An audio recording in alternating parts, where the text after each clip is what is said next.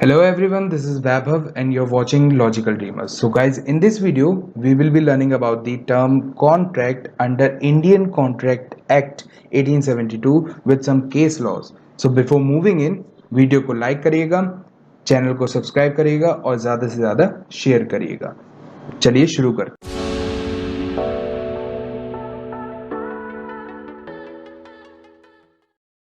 Well, in this video, we will be learning about what is a contract and how it is formed. So let's begin without wasting any second. Contract और agreement, ये दो ऐसे terms हैं जिनके बारे में आपने कई बार सुना भी होगा और आप में से काफ़ी लोग इसके बारे में जानते भी होंगे। लीगल डेफिनेशन की अगर हम बात करें then according to a well known jurist sir Frederick Pollock, a contract is a promise or set of promises which the law will enforce. Contract एक वादा होता है, ये वादों से भरा एक समूह होता है जिसे विधि आगे लागू करती है, अप्रूवल प्रोवाइड करती है। Under section 2 clause H of Indian Contract Act, contract की डेफिनेशन गिवन है as an agreement enforceable by law. Means जब दो या दो से ज़्यादा पार्टीज के बीच में किसी प्रकार का अग्रीमेंट होता है और उस अग्रीमेंट के जो कंटेंट्स होते हैं वो अगर वैलिड पाए जाते हैं बाय द लॉ, तो लॉ उस अग्रीमेंट को एनफोर्सेबिलिटी प्रोवाइड करता है और कन्वर्ट करके बना देता है एक कॉन्ट्रैक्ट। मीन्स अगर किसी अग्रीमेंट के जो कंटेंट्स हैं वो अगर इलीगल होते हैं, अनलॉफुल पाए जाते हैं, तो वो आगे चलकर कॉन्ट्रैक्ट नहीं बन पाते और वहीं नष्ट कर दिए जाते हैं, मीन्स वॉइड करार कर दिए जाते हैं। तो हम कॉन्ट्रैक्ट को लीगल डॉक्यूमेंट भी बुला सकते हैं because it satisfies the requirements and also achieves the approval bye the law. और अगर कोई भी पार्टी अपना प्रॉमिस फुलफिल नहीं करती तो वो ब्रीच ऑफ कॉन्ट्रैक्ट कहलाता है, which can attract the legal consequences.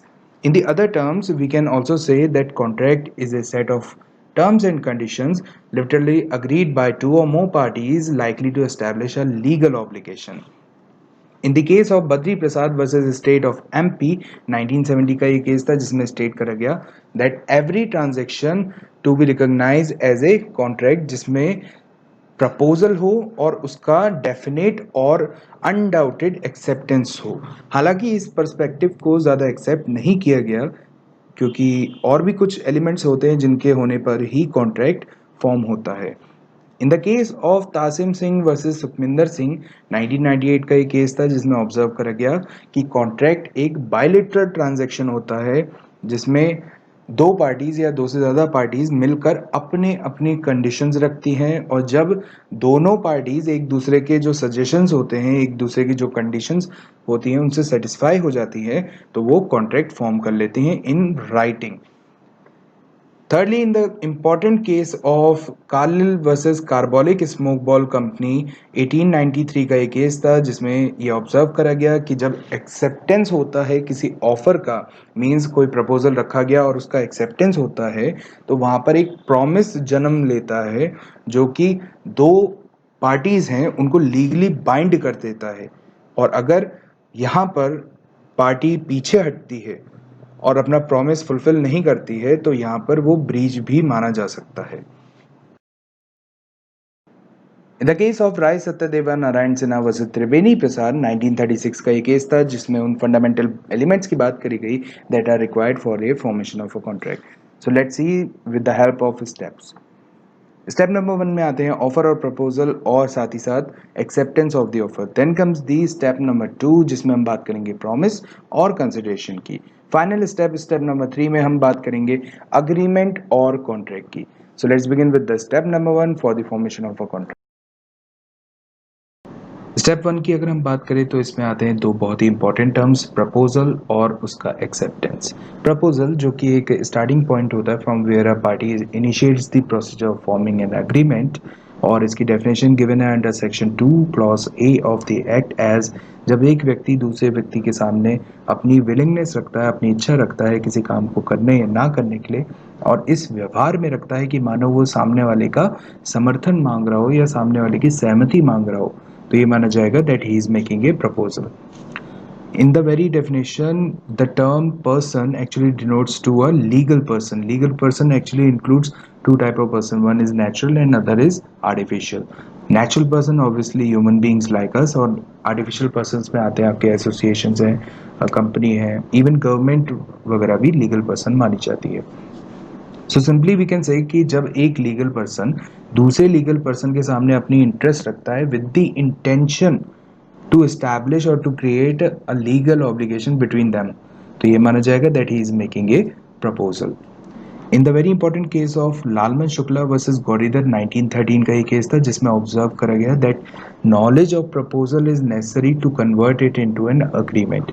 Means अगर प्रपोजल के साथ कोई कंडीशन असेंबल्ड है, उसके साथ कोई कंडीशन आई है और उस कंडीशन को कोई बंदा फुलफिल कर देता है, बट उसको ये नॉलेज नहीं थी कि ये ऑफर या प्रपोजल रखा गया है या उसको कम्युनिकेशन नहीं हुआ है उस प्रपोजल या ऑफर का, तो ये माना जाता है that he has not accepted the proposal and it is not converted into an agreement.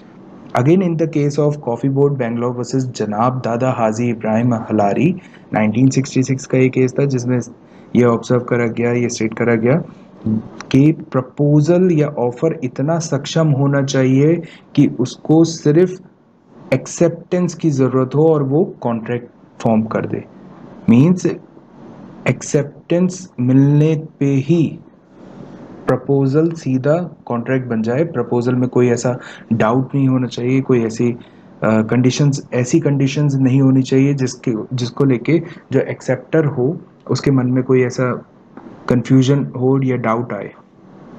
तो सेकंड टर्म आता है हमारा एक्सेप्टेंस, जिसकी डेफिनेशन गिवन है under section 2 clause B of the act as जब दूसरा व्यक्ति जिसके समक्ष ये प्रपोजल रखा गया है वो अपनी समर्थन या सहमति दे देता है तो ये माना जाता है the proposal is being accepted. Basically, acceptance is an act of agreeing, and yes, it's true that if there is no acceptance of the proposal, the contract never exists. Also, the acceptance has an effect of turning the proposal into a promise. Means when the proposal meets the acceptance, जब proposal को acceptance मिल जाता है तो वो convert होकर बन जाता है एक promise में, एक वादे में। In the case of Hyde versus Wrench 1840 का ये केस था जिसमें स्टेट करा गया that acceptance should be absolute and unqualified.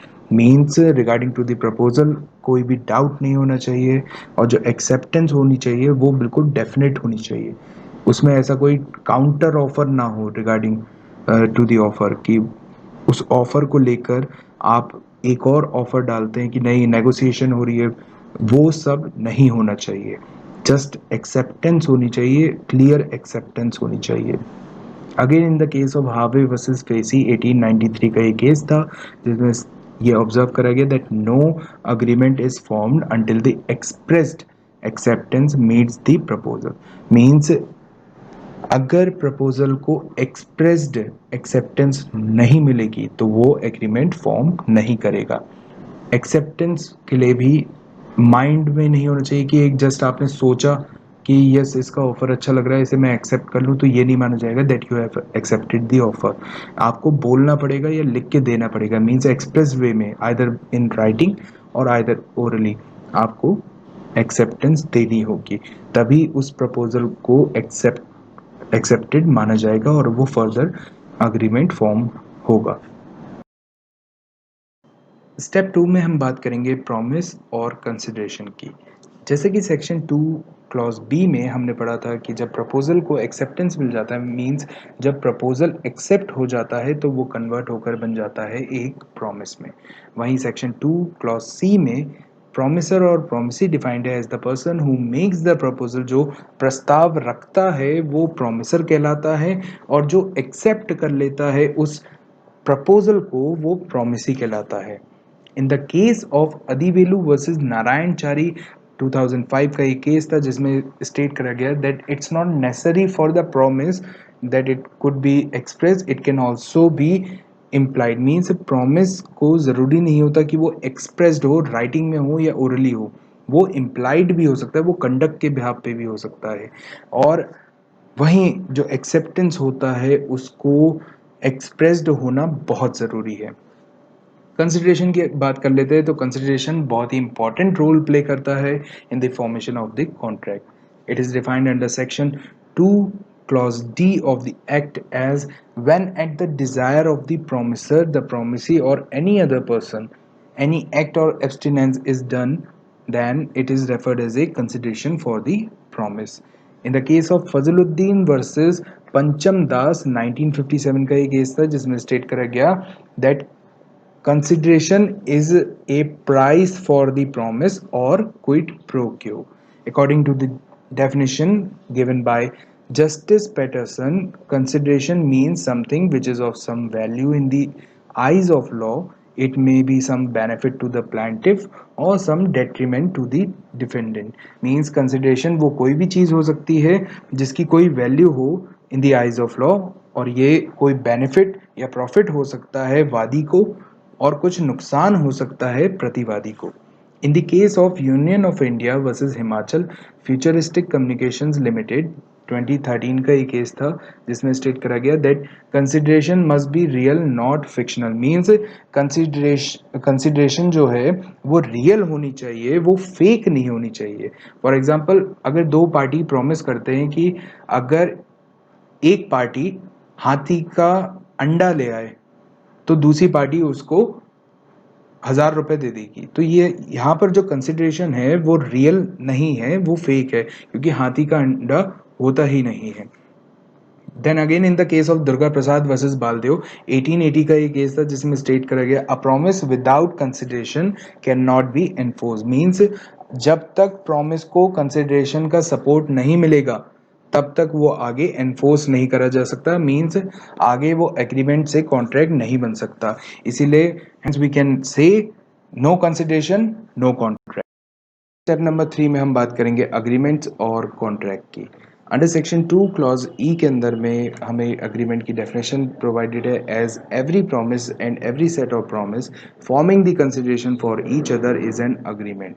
Simply we can say कि जब प्रपोजल या ऑफर का एक्सेप्टेंस हो जाता है तो वो फॉर्म करता है एक प्रॉमिस को, और जब उस प्रॉमिस को एक वैलिड और रिक्विसाइड कंसिडरेशन का सपोर्ट मिल जाता है तो वो बन जाता है एक agreement. In the case of Jakim international limited versus Nippon के 1987 का ये केस था जिसमें ये स्टेट करा गया कि वो अग्रीमेंट्स कभी कॉन्ट्रैक्ट नहीं बन सकते जिनमें दोनों पार्टीज की इंटेंशन ही ना हो टू एस्टैब्लिश और to create legal obligation even it is supported by the consideration. जैसा कि वीडियो की शुरुआत में हमने जाना कि कॉन्ट्रैक्ट की डेफिनेशन गिवन है अंडर सेक्शन 2 क्लॉज एच के अंदर as an agreement enforceable by law is a contract. Means कोई भी अग्रीमेंट अगर फॉर्म होता है और वो सेटिस्फाई कर देता है सारी रिक्वायरमेंट्स को that are propounded by the law और लीगली कॉम्पिटेंट होता है, साथ ही साथ उसको एनफोर्सेबिलिटी मिल जाती है बाय द लॉ, तो वो वो बन जाते हैं contract. In the case of रूप कुमार वर्सेस मोहन तेदानी 2003 का ये केस था जिसमें ये स्टेट करा गया that contract must be in writing. वैसे तो अग्रीमेंट्स ओरल भी हो सकते हैं, राइटिंग में भी हो सकते हैं और इवन इम्प्लाइड भी हो सकते हैं, बट कॉन्ट्रैक्ट्स का राइटिंग में होना बहुत ज़रूरी होता है. Finally in the very important case of Balfour versus Balfour 1919 का ये केस था जिसमें ये ऑब्जर्व करा गया दैट सोशल और डोमेस्टिक अरेंजमेंट्स में not be considered as a contract. Means social या डोमेस्टिक जो अग्रीमेंट्स होते हैं उनको हम कॉन्ट्रैक्ट नहीं मान सकते, क्योंकि उसमें जो दोनों पार्टीज होती हैं उनकी इंटेंशन ही नहीं होती है टू क्रिएट और to establish a legal obligation. So at last we can conclude that all contracts are agreements but all agreements are not contract. Means सारे contracts तो agreement होते हैं पर सारे agreements contract नहीं हो पाते, क्योंकि कुछ agreements के अंदर पे जो contents होते हैं वो कभी कभार illegal होते हैं जिन्हें law enforce नहीं करवा पाते. तो आज जिन मैगजाइम्स की हम बात करेंगे वो डायरेक्टली रिलेट करती हैं कॉन्ट्रैक्ट लॉ से. So first maxim comes quid pro quo which means a favor or advantage granted in return of something, or we can also say give or take, मतलब कुछ देकर कुछ प्राप्त करना.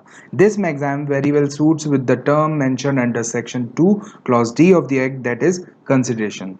Second maxim आती है consensus ad ideum, which literally means meeting of minds और agreeing in the essential points. इसको हम consent के नाम से भी जान सकते हैं और ये एक essential element होता है contract का, जहां पर सारी पार्टीज मिलकर एक पॉइंट पर अग्री करती हैं और लिटरली फॉर्म करती हैं एक कॉन्ट्रैक्ट.